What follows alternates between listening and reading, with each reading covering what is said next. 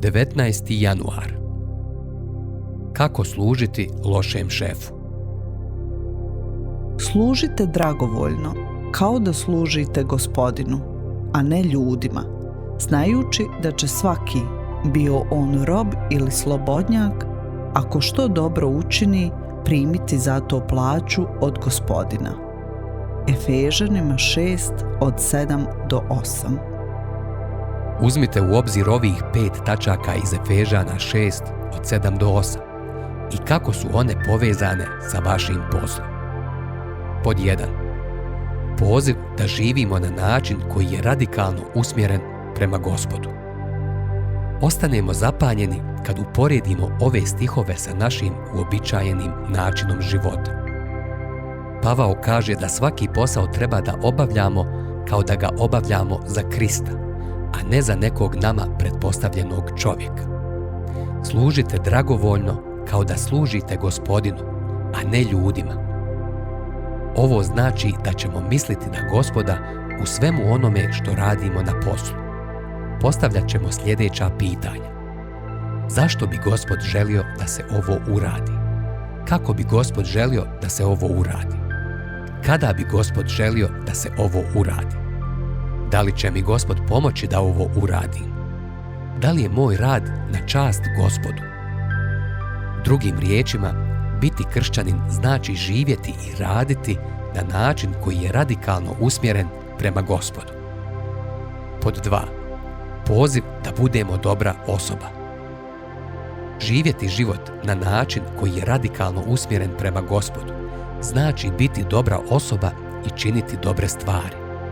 Pavao kaže, služite dragovoljno, ako šta dobro učini. Isus je rekao da će, kada dopustimo da naše svjetlo zasja, ljudi vidjeti naša dobra djela i slaviti našeg Oca Nebeskog. Pogledajte Matej 5.16. Pod 3. Snaga da obavimo dobar posao za bezobrazne ovosvjetske poslodavce. Pavlov je cilj da motiviše kršćane da usmjereni na Gospoda čine dobro za svoje bezobrazne šefove. Kako da nastavimo da i dalje radimo dobro ako nas šef ignoriše, pa čak i kritikuje? Pavlov odgovor je da prestanemo razmišljati o svom šefu kao o svom glavnom pretpostavljenom i da počnemo raditi za Gospoda.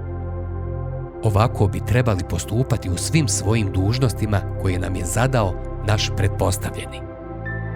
Pod 4. Ohrabrenje da ništa što dobro učinimo nije uzalud. Ovo je možda najnevjerovatnija rečenica od svih. Da će svaki, ako što dobro učini, primiti za to plaću od Gospodina. Ovo je nevjerovatno. Za svako dobro, svaku malu stvar koju učinimo za bilo koje dobro, Bog vidi, cijeni i nagrađuje.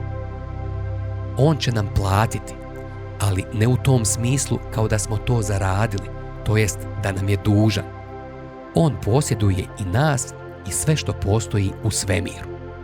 Ništa nam ne duguje, ali on svojom voljom milostivo odlučuje da nas nagradi za sve dobre stvari učinjene u vjeri. Pod 5. Ohrabrenje da nam naš beznačajni status na ovoj zemlji nije prepreka za veliku nagradu na nebu. Gospod će nagraditi svaku dobru stvar koju učinimo, bilo da smo rob ili slobodnjak.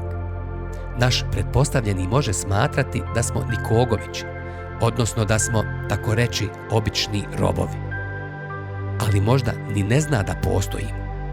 Nije ni važno. Gospod itekako zna da postojimo.